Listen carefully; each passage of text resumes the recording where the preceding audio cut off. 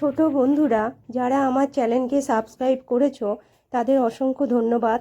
আর যারা এখনও আমার চ্যানেলে সাবস্ক্রাইব করোনি তারা অবশ্যই আমার চ্যানেলকে লাইক ও সাবস্ক্রাইব করে আমার পাশে থেকো, ঠিক আছে?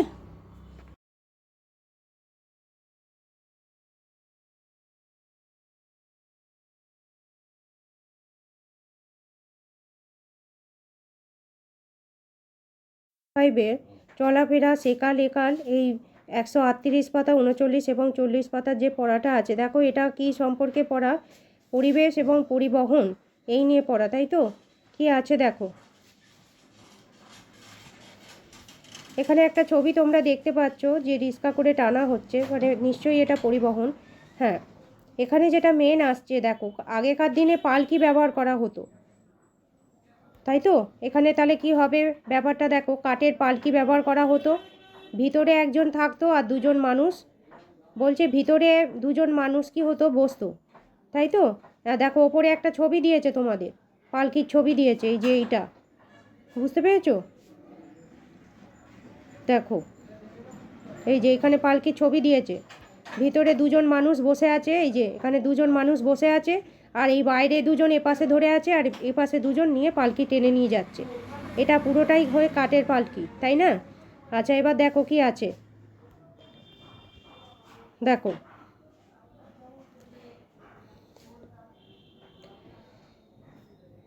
কলকাতায় ঘোড়ার গাড়ির টান টান গাড়িও বলছে, ঘোড়ার গাড়ির, কলকাতায় ঘোড়ার টানা গাড়ি ছিল কলকাতায়। কলকাতায় তাহলে কিসের টানা গাড়ি ছিল?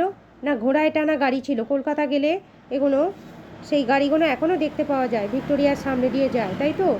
কিন্তু সেটার বলছে বেশি খরচ ছিল, ঘোড়ায় টানা গাড়ির তো খরচ ছিল, সাধারণ লোক ওই জন্য হেঁটেই যেত।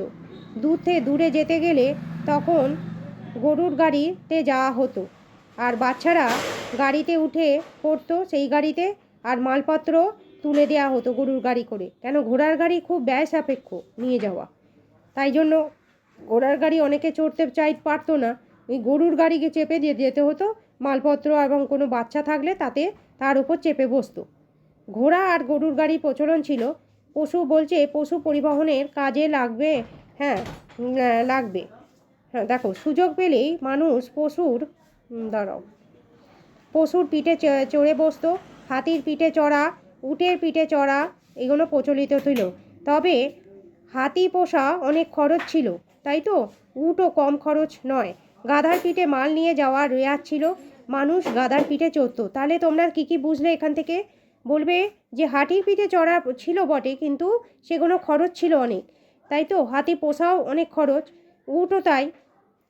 গাধার পিঠে করে কি করা হতো, মালপত্র। তাহলে আগেকার দিনে মালবাহকের কাজ কি করতো বলবে? হাতি আর কি, উট, গাধা, এইসব, এইগুলো করে মালপত্র বহন করতো। আচ্ছা দেখো, রিক্সা, তখন রিক্সা, হ্যাঁ, 2 চাকা রিক্সা ছিল, মানুষ সেটা টানতো। তোমরা কলকাতায় গেলে সেগুলো দেখতে পাবে, এখানেও তাই। হাতে করে ধরা রিক্সা আছে, 2টো হ্যান্ডেল ধরে হেঁটে হেঁটে যেতে হতো, আর এখানে আমাদের প্যাডেল করে নিয়ে যায়, তাই তো? রিক্সা মানুষ টানতো। 1900, এখান থেকে ভীষণ ইম্পর্টেন্ট, এইটা তোমাদের আসতে পারে, যে 1900 সালে কলকাতায় রিক্সা আসে, জিনিসপত্র বয়ে নিয়ে যাওয়ার কাজে লাগতো। 1914 সাল থেকে মানুষ বওয়ায় এই রিক্সা ব্যবহার শুরু হয়, মনে থাকবে এটা? তাহলে আমি তোমাদের করে দিলাম, ভীষণ ইম্পর্টেন্ট হয়ে গেল এটা। এবার আমি নেক্সট এতে যাচ্ছি, দেখো নদীর ওপর ভেসে চলা। তাহলে তোমরা ওটা বুঝতে পেরেছো পড়াটা কি আছে, নদীর ওপর ভেসে চলা। তোমরা নদীতে নিশ্চয়ই এইসব নৌকাগুলো যেগুলো যায়, পালতোলা নৌকা, এই নৌকা বয়ে নিয়ে টেনে নিয়ে যাচ্ছে, তাই তো? কি বলছে দেখো, ভেলায় চেপে তখন যাওয়া আসা হতো, ভেলায় চেপে, কিসে চেপে? না ভেলায় চেপে যাওয়া আসা হতো। তারপর নৌকার এলো, পামসি তৈরি হয়েছিল, ভীষণ ইম্পর্টেন্ট এগুলো। নিজেরা যেত, মালপত্র নিয়ে যাওয়া হতো। হ্যাঁ, ডিঙি নৌকার মতোই পামসি কি, এটা আসতে পারে তোমাদের পরীক্ষায়, কিন্তু ইম্পর্টেন্ট দিয়ে দিলাম। দেখো পামসি কি বলবে?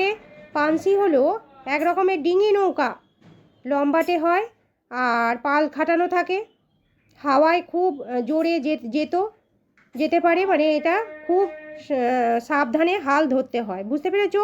তাহলে পামসি সম্পর্কে তাহলে বলে দিলাম কি হবে। হ্যাঁ, বলবে এটা ডিঙের মতো লম্বাটে হয়, হালকা হয়, পাল খাটানো থাকে, হাওয়ায় খুব জোরে চলে, আর সাবধানে কী করতে হয়, হাল ধরতে হয়। নেক্সট প্রশ্ন যাচ্ছি, হাল কি? হাল হলো অনেকটা সাইকেলের হ্যান্ডেলের মতো, নৌকা কোন দিকে যাবে তা ঠিক করা থাকে। ভীষণ ইম্পর্টেন্ট তোমাদের হাল, পামসি, এগুলো কিন্তু পরীক্ষায় আসবে, এগুলো খাতায় নোট করে নাও, ঠিক আছে? আচ্ছা, আবার পাল কি বলেছে, পাল জিজ্ঞেস করা হয়েছে, তাহলে এখান থেকে কী কী পেলে তোমরা? হাল পেলে, পাল পেলে, পামসি পেলে। পাল কি বলবে, পালে বাতাস আটকায়, বাতাস নৌকাকে টেনে নিয়ে যায়, এটা একটা পেলে, ঠিক আছে? এবার দেখো পরের পড়ায় যাচ্ছি।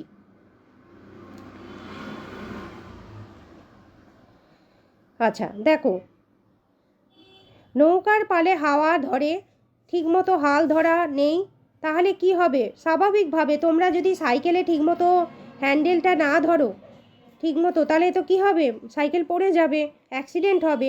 নৌকাতেও তাই, নৌকার পালে যখন হাওয়া লাগে, ঠিকমতো হাল না ধরলে তখন কি হয়ে যাবে, ঠিকঠাক না হলে নৌকা তো উল্টে যাবে না।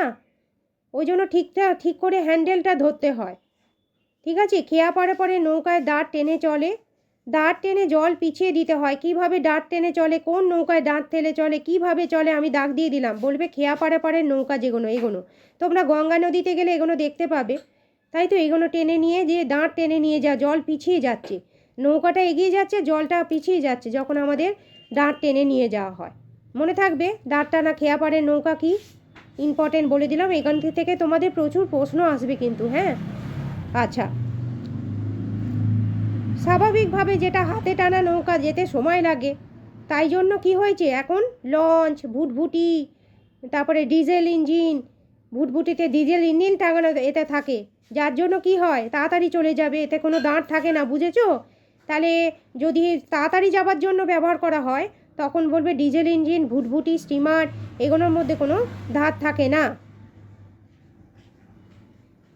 ঠিক আছে? এই পাতাটা তাহলে 140 পাতা, আর কিছু আছে না? 140 পাতা অবধি তোমাদের তাহলে পড়িয়ে দিলাম। এবার নেক্সট দিন আমি তোমাদের অন্যান্য পড়াগুলো নিয়ে আলোচনা করব, পরের পেজগুলো নিয়ে। তোমরা নিশ্চয়ই এখানে যে কটা পড়িয়েছি ইম্পর্টেন্ট বলে দিয়েছি, এগুলো অবশ্যই খাতায় নোট করে নেবে, ঠিক আছে? আর তোমরা সকলে ভালো থেকো, এই বলে আজকে আমি শেষ করছি।